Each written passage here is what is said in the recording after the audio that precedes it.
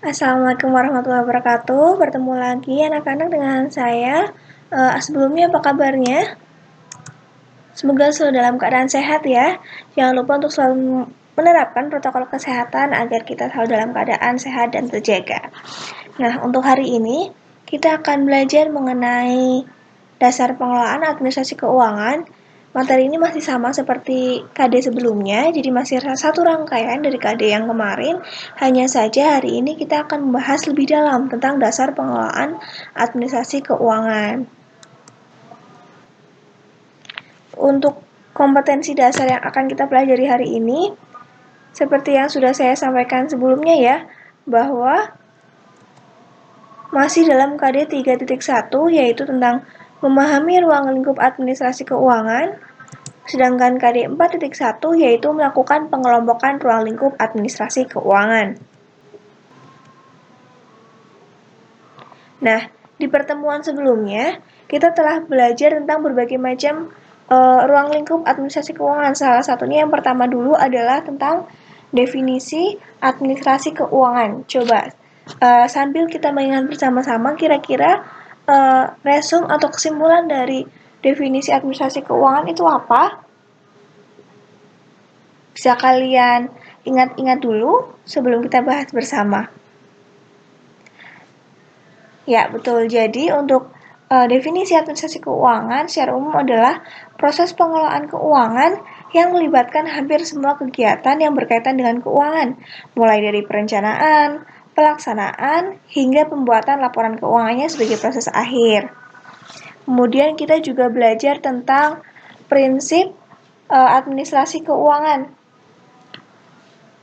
Prinsip administrasi keuangan itu ada 7 ya. Yang pertama ada konsistensi, yang kedua akuntabilitas, yang ketiga transparansi, yang keempat kelangsungan hidup, yang kelima integritas, yang keenam pengelolaan, dan yang ketujuh atau yang terakhir adalah standar akuntansi. Kemudian kita juga belajar tentang komponen administrasi keuangan. Ada 7 juga, yang pertama yaitu perencanaan keuangan, yang kedua penganggaran keuangan, yang ketiga pengelolaan keuangan, yang keempat pencarian keuangan, yang kelima penyimpanan keuangan, yang keenam pengendalian keuangan, dan yang ketujuh adalah pemeriksaan keuangan. Kemudian selanjutnya kita juga belajar tentang apa sih manfaat dari administrasi keuangan. Nah, untuk manfaatnya sendiri adalah yang pertama, teraturnya penerimaan maupun pengeluaran keuangan di dalam sebuah organisasi. Kemudian, pemanfaatan uang mampu dikendalikan dan dikoordinasikan dengan baik. Kemudian yang ketiga adalah berkurangnya kekeliruan dalam pembuatan laporan keuangan. Setelah itu kita juga belajar tentang tujuan dari administrasi keuangan. Yang pertama, memperlancar proses keluar masuk uang. Yang kedua, mempermudah transaksi uang. Yang ketiga, adanya bukti transaksi. Dan yang terakhir adalah mengetahui kondisi atau keadaan keuangan di perusahaan dalam suatu periode tertentu. Selain 5 ini, kita juga belajar tentang satu lagi, yaitu tentang fungsi dari administrasi keuangan. Nah, fungsi administrasi keuangan ini ada fungsi secara umum dan fungsi secara khusus ya. Untuk fungsi secara umum yaitu ada fungsi investasi, fungsi mencari dana, fungsi pembelanjaan, dan yang terakhir adalah fungsi pembagian laba. Sedangkan fungsi khusus administrasi keuangan ini ada 3. Ada 3 yang kesemuanya itu tergantung dari fungsi masing-masing instansi tersebut. Nah, fungsi khusus ini ada 3. Yang pertama, fungsi administrasi keuangan di instansi pemerintah dan daerah, yaitu ada fungsi pengelolaan ekonomi makro dan fiskal, fungsi penganggaran, fungsi administrasi perpajakan, fungsi administrasi kepabeanan, fungsi perbendaharaan, fungsi pengawasan keuangan. Kemudian yang kedua, Fungsi khususnya adalah fungsi administrasi keuangan di perusahaan. Nah, fungsinya diantaranya adalah fungsi perencanaan, pengorganisasian, kepemimpinan, dan pengendalian. Sedangkan fungsi khusus yang terakhir yaitu fungsi administrasi keuangan di instansi sekolah, yaitu fungsinya yang pertama meningkatkan efektivitas dan efisiensi penggunaan keuangan sekolah, yang kedua meningkatkan akuntabilitas dan transparansi keuangan sekolah, dan yang terakhir adalah meminimalkan penyalahgunaan anggaran sekolah. Dari materi sebelumnya, apakah sudah bisa dipahami? Nah, untuk lebih jelasnya atau semisal ada yang belum paham, bisa kalian putar kembali video materi sebelumnya atau bisa kalian baca kembali di buku paket yang kalian terima. Kemudian bisa kita diskusikan di ruang diskusi di Google Classroom.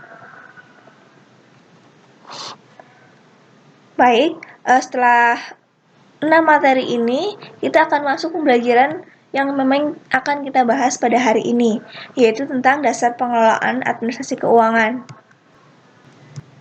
Seperti yang sudah kita pelajari juga sebelumnya, bahwa sebenarnya dalam administrasi keuangan, kegiatan-kegiatan yang bisa kita lakukan, yaitu yang pertama, menerima, menyiapkan uang, serta melaksanakan administrasinya. Yang kedua, menyiapkan bukti-bukti yang lengkap mengenai penerimaan dari pengeluaran keuangan sesuai dengan peraturan. Yang ketiga, menyusun laporan kas. Yang keempat, meneliti kelengkapan dan kebenaran bukti-bukti pembukuan keuangan. Yang kelima, menata dan mengatur administrasi keuangan sesuai dengan prosedur yang berlaku. Kemudian yang keenam, menyimpan dan memelihara semua dokumen pembukuan secara teratur. Dan yang terakhir adalah menyiapkan serta menata keuangan berupa neraca perhitungan laba atau rugi lengkap dengan penjelasan atau lampirannya. Nah, sekarang kita akan coba perinci satu persatu dari sekian banyak dasar pengelolaannya ya.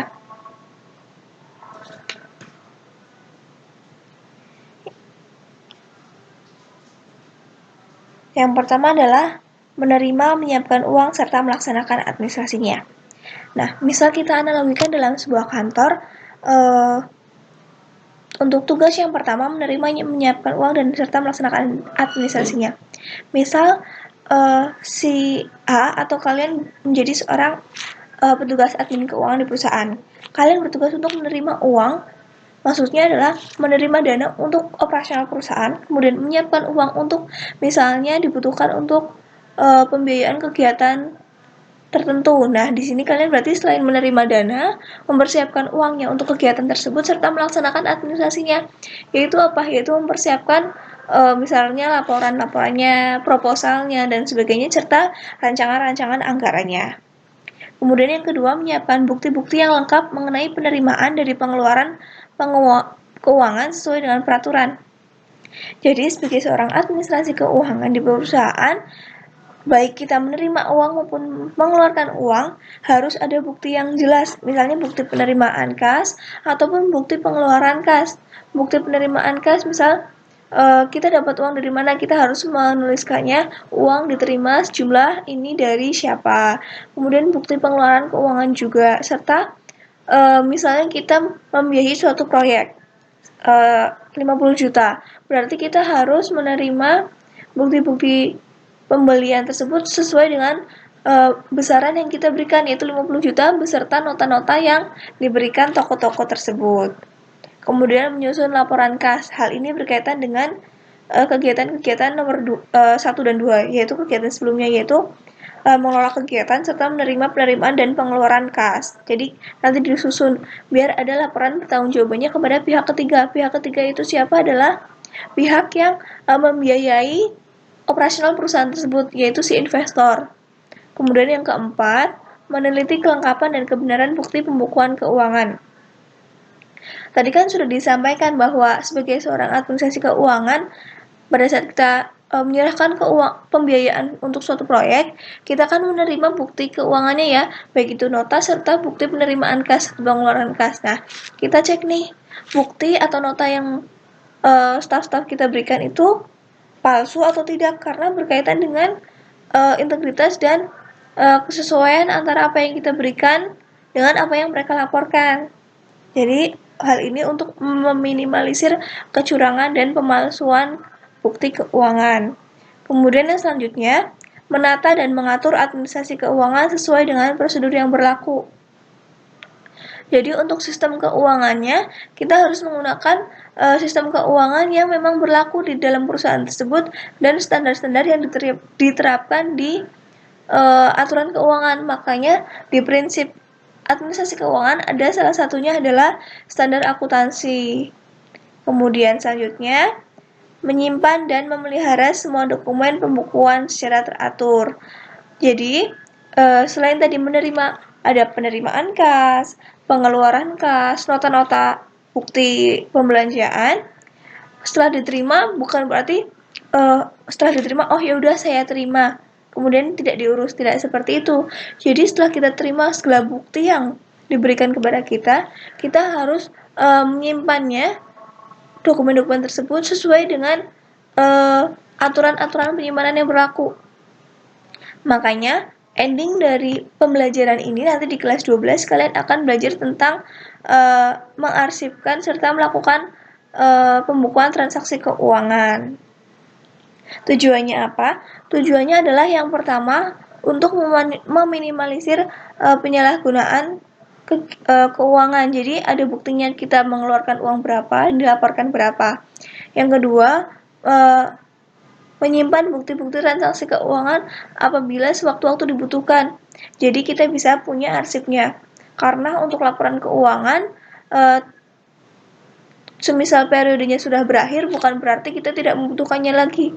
Bisa di masa mendatang, misal 5 tahun ke depan, ternyata kita butuh arsip yang sekarang, atau pada saat ini kita butuh arsip laporan keuangan 5 tahun yang lalu, dan sebagainya. Nah, ini tugasnya atau fungsinya dari menyimpan bukti-bukti transaksi, agar ketika dibutuhkan di periode tertentu, kita bisa memilikinya atau membukanya lagi. Kemudian yang terakhir, menyiapkan serta menata keuangan berupa neraca perhitungan laba rugi lengkap dengan penjelasan atau lampirannya. Seperti yang kita tahu di awal kita sudah menerima penerimaan kas, pengeluaran kas, dan bukti-buktinya. Nah, sebagai seorang administrasi keuangan kita juga harus membuat laporan laba ruginya dari penerimaan uang berapa kita gunakan untuk proyek tertentu, apakah mendapatkan keuntungan, sebesar berapa keuntungan tersebut. Oke, itu dari penjelasan tentang dasar pengelolaan administrasi keuangan. Kemudian kita lanjut ke, ya ini adalah tugas seorang administrasi keuangan di dalam perusahaan ya. Ada 5 sebenarnya, mari kita bahas satu persatu. Yang pertama tugasnya adalah mengelola surat menyurat. Seperti yang kita tahu di perusahaan itu, kegiatan surat menyurat merupakan kegiatan yang sudah akrab atau biasa digunakan sehari-hari atau terjadi sehari-hari. Baik itu surat menyurat dalam bentuk surat undangan dan sebagainya. Namun dalam kaitannya dengan keuangan, surat-surat yang digunakan adalah surat-surat yang berkaitan dengan biasanya transaksi dengan penjual maupun pembeli, atau yang biasa kita sebut dengan surat niaga, karena berkaitan dengan pemesanan, kemudian pembayaran, pembelian, dan sebagainya. Nah, selain itu, selain menggunakan surat dagang, kegiatan surat menyurat juga menggunakan surat-surat yang berkaitan dengan dokumen surat berharga milik perusahaan, seperti dokumen kepemilikan kendaraan, kemudian sertifikat tanah dan bangunan atau gedung, polis asuransi, saham, obligasi, atau surat-surat jaminan lainnya. Nah, di sini jika kita sebagai seorang administrasi keuangan di perusahaan, kita harus bisa untuk mengelola surat-surat tersebut. Karena kalau kita tidak bisa, maka kaitannya dengan pemasukan dan penerimaan keuangan, kita nggak bisa membacanya. Masa kita hanya ngurusin keuangannya saja tanpa bisa membaca isi-isi surat tentang misalnya surat pembelian, pembayaran, kita tidak bisa membaca surat tersebut atau tidak bisa memahami surat tersebut. Bagaimana kita bisa mencocokkan dengan laporan keuangan yang staf-staf ataupun pegawai lain berikan kepada kita. Makanya kita selain paham tentang keuangan juga paham tentang pengelolaan surat menyuratnya. Namanya saja administrasi keuangan. Jadi merupakan kombinasi antara tentang keuangan dan kegiatan-kegiatan administrasi. Kemudian yang kedua adalah mencatat transaksi barang dan jasa atau entry journal. Hari ini berkaitan dengan kegiatan penerimaan dan pengeluaran kas. Makanya sebagai seorang administrasi keuangan, setiap kita melakukan kegiatan keuangan atau transaksi keuangan, kita harus mencatatnya. Baik itu di buku besar, kemudian di kas kecil, dan sebagainya. Yang jelas kita harus melakukan pencatatan di setiap transaksi yang kita lakukan. Kemudian yang ketiga adalah melakukan perencanaan rekonsiliasi dan penutupan transaksi keuangan. Rekonsiliasi adalah penetapan pos-pos yang diperlukan untuk mencocokkan saldo masing-masing akun atau lebih yang saling terkait. Rekonsiliasi merupakan ikhtisar dari rincian akun-akun yang berbeda. Pencatatan transaksi keuangan ini diimplementasikan dalam bentuk laporan keuangan. Ada beberapa macam laporan keuangan dalam dunia usaha atau perusahaan. Di antaranya adalah laporan laba rugi, laporan neraca, laporan perubahan, laporan arus kas, dan sebagainya. Nah, laporan-laporan tersebut akan kalian pelajari di nanti semester 2. Kemudian, untuk yang keempat adalah melakukan pembayaran dan penagihan. Pembayaran dan penagihan ini selain membayar utang, menagih piutang, juga termasuk pula dalam tugas pembayaran pajak. Misalnya dalam perjanjian tertentu atau perjanjian pembelian dengan faktur vendor ataupun berdasarkan laporan lainnya.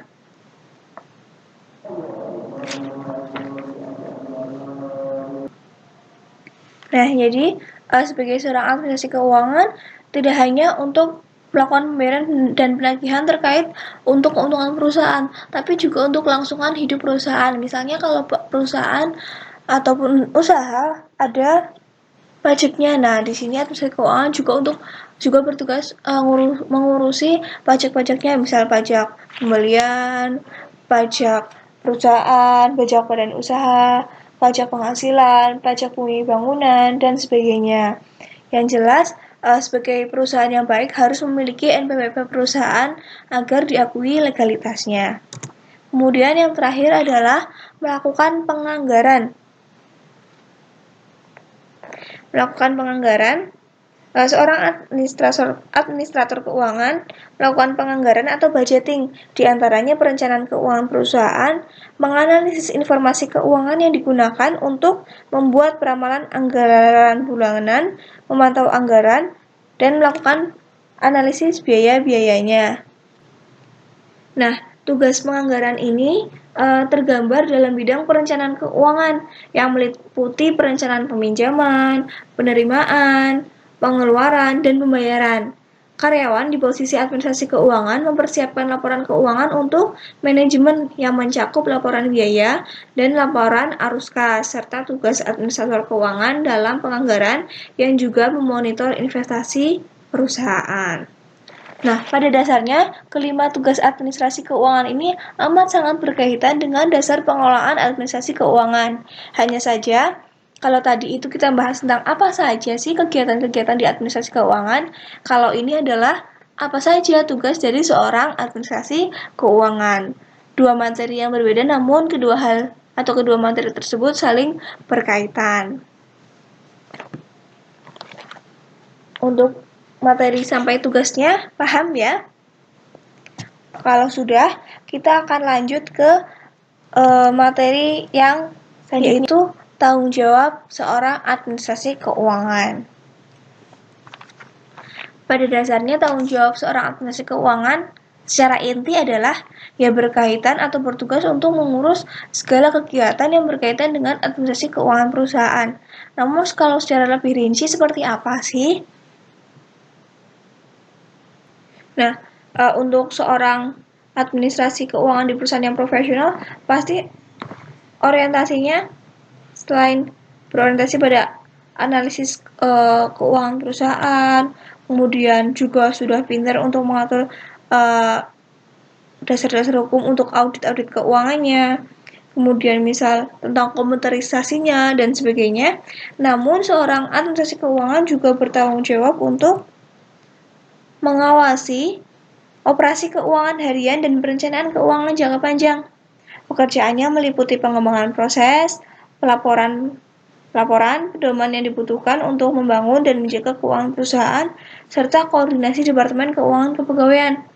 Jadi nggak cuma ngurusin keluar masuknya uang, tapi juga bertugas untuk mengawasi gimana sih koordinasi masing-masing, misal masing-masing divisi dalam mengurusi keuangan di divisinya sudah baik atau belum. Kemudian juga ngurusin pelaporan-pelaporan yang masing-masing divisi lakukan sudah sesuai dengan SOP atau belum. Jadi nggak cuma ngurusin dirinya sendiri, tapi juga melakukan pengawasan di sub-sub divisi yang lain.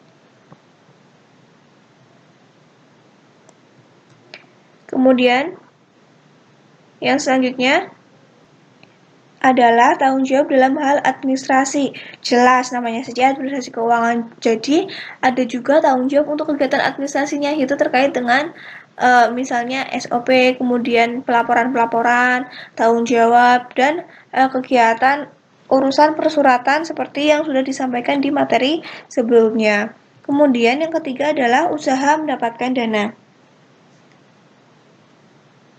Kegiatan administrasi keuangan tidak hanya bertugas mencatat, membuat laporan, mengendalikan posisi kas, membayar tagihan, dan mencari dana, tetapi juga berhubungan dengan usaha-usaha mendapatkan dana perusahaan, serta usaha untuk menggunakan dan mengalokasikan dana tersebut secara efisien. Jadi, seperti materi yang di pertemuan sebelumnya, bahwa fungsi dari administrasi keuangan secara umum ada yang namanya fungsi mencari dana.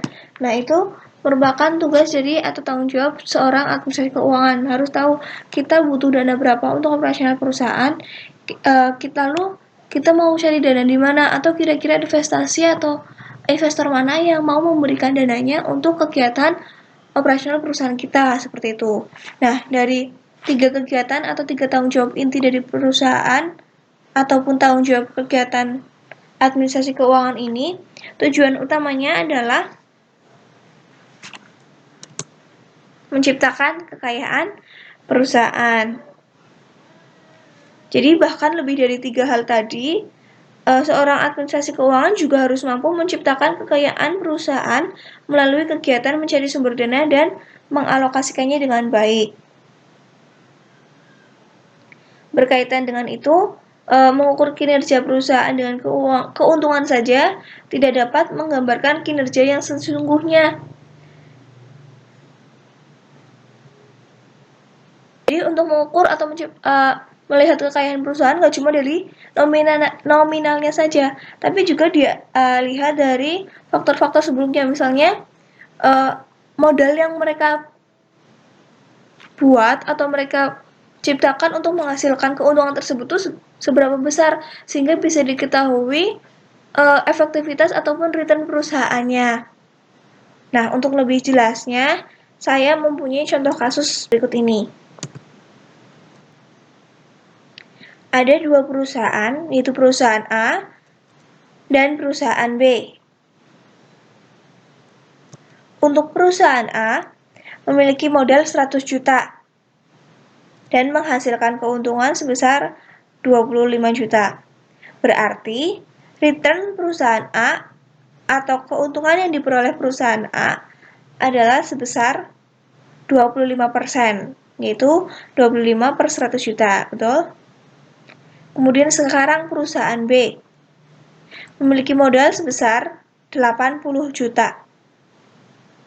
Lebih sedikit ya dibandingkan dengan perusahaan A. Kemudian memiliki untung 20 juta. Terlihat memang lebih sedikit juga dibandingkan dengan perusahaan A. Namun kalau kita hitung return-nya,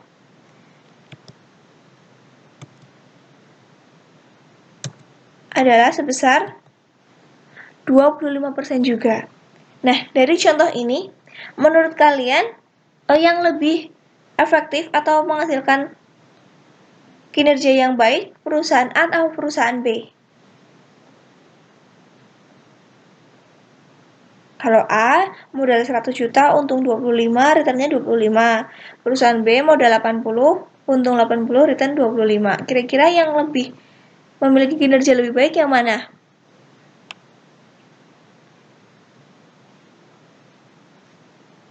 Ya, betul. Yang B. Karena apa?